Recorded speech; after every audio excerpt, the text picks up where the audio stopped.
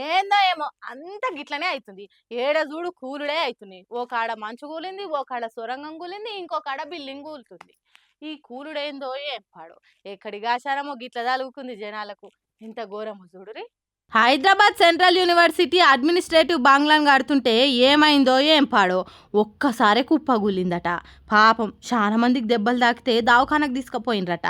మరి ఎందుకు అట్లా అయింది అనేది తెలియదు కానీ సెంట్రింగ్ సెట్ కాలేదో లేకుంటే స్లాబ్ వేస్తుంటే బరువు ఎక్కువై కూలిందో తెలియదు కానీ చూస్తుంటేనే అంత ఆగమాగం అయిందట.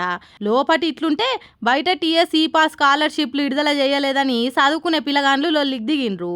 కొట్లాటలకు దిగిన పిల్లగాండ్లను ఆపవశం కాలేదు పోలీసులకు.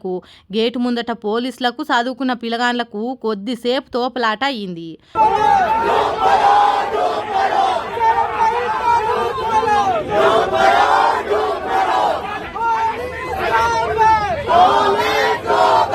మరి సర్కార్ ఎందుకు వీళ్ళకి స్కాలర్షిప్లు ఇస్తలేదో తెలియదు కానీ గవర్నమెంట్ సాయం లేకుండా వీళ్ళ చదువులు ఎట్లా సాగుతాయని అంటుర్రు వీళ్ళ ముచ్చట తెలిసిన పబ్లిక్.